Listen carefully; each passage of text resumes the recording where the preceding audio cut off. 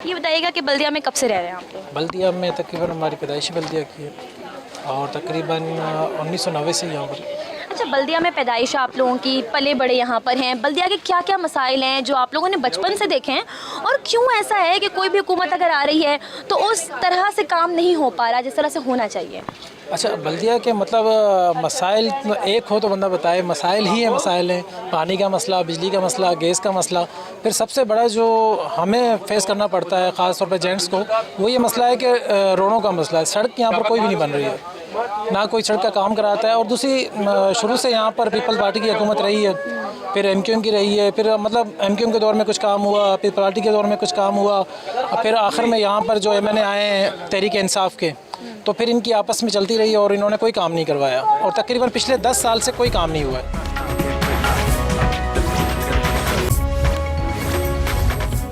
ख़वातीन जो हैं वो एक बहुत अहम किरदार अदा करती हैं। घर में पूरा बजट बना रही होती हैं, आपको सौदा सल्फ लाना होता है, तमाम तर चीज़ें। ये पूरा साल जो गया 2023 का, हमने देखा कि इसमें इंटरिम गवर्नमेंट अभी निगरान हुकूमत भी आई। किस तरह से देख रही है सियासी मंजरनामे को सारा, और आपकी क्या ओपिनियन है? क्या ये सोचती हैं कि भाई अब किस तरह से चीज़ें आगे चल सकती हैं बेहतर? मुझे नहीं लगता कि अब हमारे बच्चों का यहाँ पाकिस्तान में जो मुस्तकबिल है वो अच्छा होगा। ऐसा लगता है कि बच्चों को अब बाहर भेजना पड़ेगा या बाहर ही सेटल होना पड़ेगा, या पाकिस्तान में अब कोई मुस्तकबिल नहीं लगता बच्चों का। जिस तरह मतलब जो हालात हैं उससे नहीं लगता। बजट, अब महंगाई बहुत ज़्यादा हो गई है, अफोर्ड करना बहुत मुश्किल हो गया है, बच्चों को अच्छे स्कूलों में पढ़ाना बहुत ज़्यादा मुश्किल हो गया है। ये बताइएगा कि कब से रह रही हैं बल्दिया में? मुझे हो गए हैं 15 साल। 15 साल आपको हो गए। अच्छा, इस 15 साल में ये बताइएगा क्या आपने देखा है बल्दिया में? कोई आपने कुछ तब्दीलियाँ देखी हैं? जी हाँ, बहुत देखी हैं तब्दीलियाँ। तो तब्दीलियाँ ही तब्दीलियाँ हैं, क्योंकि जो हम एरिया C3 में रहते हैं, ना तो पानी का निज़ाम अच्छा है, ना वहाँ पे बिजली का निज़ाम अच्छा है, कोई भी निज़ाम अच्छा नहीं है वहाँ पे। क्या है, रहने का फ़ायदा, हम गांव देहात के रहने वाले हैं, लेकिन यहाँ का माहौल हमें तो समझ से बाहर है। महंगाई तो बेचारे परेशान है, देख रहे नहीं है। पहले 350 का बिकता था, अभी 600 रुपये का बिकता है। ये मसला है, यानी कितना बढ़ गया, 250 रुपये ऊपर हो गए एक चप्पल में। हुक्मरान अपनी अपनी जेबें भर रहे हैं, कोई आवाम का नहीं सोचते कि कितनी महंगाई हो रही है, किस तरीके से। वो बस जब वोट लेना होता है तो तब वो नमज़र आम पे आती है कि ये पार्टी भी है, ये लीडर भी है, लेकिन दर हकीकत जो है वो आवाम के बाद में कोई भी नहीं देखता कि पुरसाने हाल कोई भी नहीं है।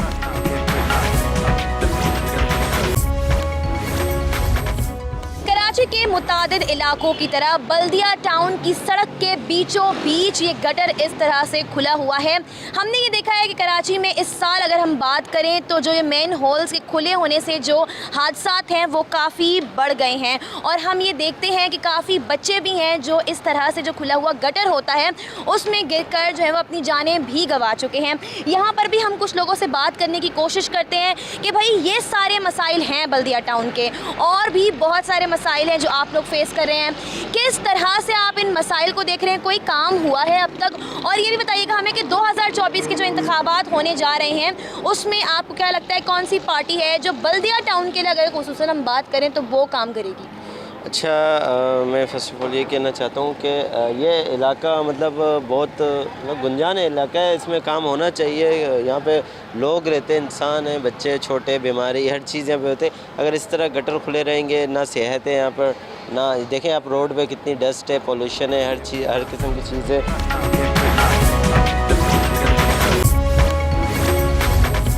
फिजा में इलेक्शन की गूंज है और यहाँ पर कुछ खवातीन हमारे साथ औरंगी टाउन की मौजूद हैं।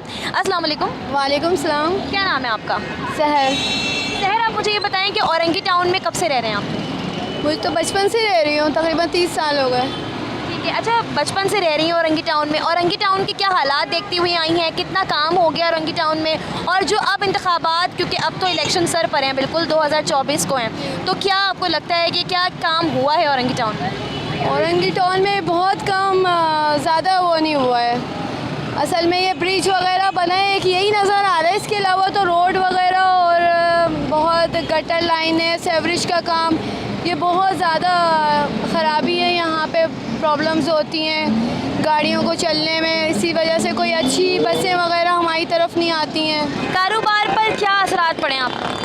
कारोबार तो समझो ज़ीरो पे आ गया है। अब पेट्रोल इतना महंगा है आटा, चीनी, तेल, जबकि अंडा 30 रुपए का है। गरीब आदमी क्या क्या कमाएगा, क्या खाएगा।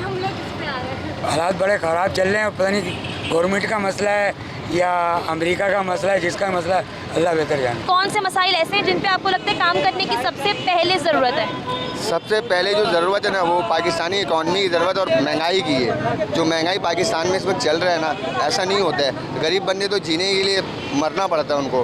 बेटे मैं तो एक बात कहना चाहूँगा कि हमारे करता धरता कैसे लोग हैं जो 75 साल में हमारी बुनियादी ज़रूरतें ही पूरी नहीं कर सके।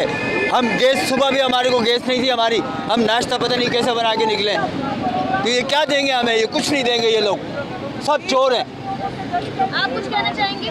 सही बोल रहे हैं, ये सही बोल रहे हैं। अच्छा, क्यों इतने गमो गुस्से में? औरंगी टाउन में खुसूसन हम यहाँ पर इस वक्त मौजूद हैं। हम ये देख रहे हैं कि यहाँ पर काफ़ी लोग हैं जो बहुत अफसरदा हैं हुकूमत की कारकर्दगी से। पिछली जितनी माजी में हुकूमतें आई हैं उन सब की क्यों ऐसी क्या वजूहत हैं? नहीं है हमारे यहाँ, पानी नहीं है हमारे यहाँ, बिजली हमारे यहाँ नहीं है। जो बुनियादी ज़रूरत है वही हमारे पास नहीं है। तो हम क्या देखेंगे इस हुकूमत को, या इन लोगों को क्या देखेंगे? ये सारे चोर हैं।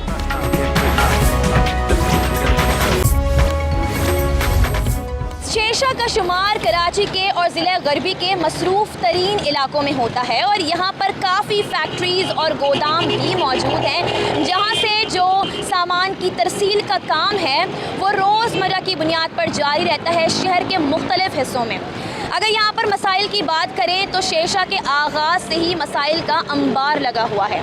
यहाँ की जो सड़कें हैं वो तबाहाली का शिकार हैं। धूल उड़ना, धूल मिट्टी, ये सब तो मामूल सा बन गया है। अगर हम आपको सड़कों की भी हालत दिखाएं तो वो इस कदर खस्ता हाली का शिकार हैं कि ये अंदाज़ा किया जा सकता है कि इन पर कितना काम अब तक हुआ है और दोबारा इनकी मुरम्मत ताहाल क्यों नहीं हो रही है। हम ये देखते हैं कि कराची में जो मुरम्मती काम है और तरक्याती काम है वो अब तक पेंडिंग में पड़े हुए हैं और काफ़ी जगहों की जो तरक्याती काम है वो अब तक मुकम्मल नहीं किए गए और शेरशाह का भी यही हाल है। हैवी ट्रैफिक यहाँ से गुज़र उसका होता है, लेकिन उसके बावजूद अब तक यहाँ की जो सड़कें हैं वो इसी तरह से तबाहाल हैं। अवाम हमें ये भी बताती हैं कि बारिशों में इस जगह की इतनी ज़्यादा बुरी हालत हो जाती है कि ये जो पूरी सड़कें हैं वो ज़ेर-ए-आब आ जाती हैं। ये पता भी नहीं चलता कि कहाँ पर गड्ढा मौजूद है जिसकी वजह से किसी भी हादसे का ये बाइस बनती है।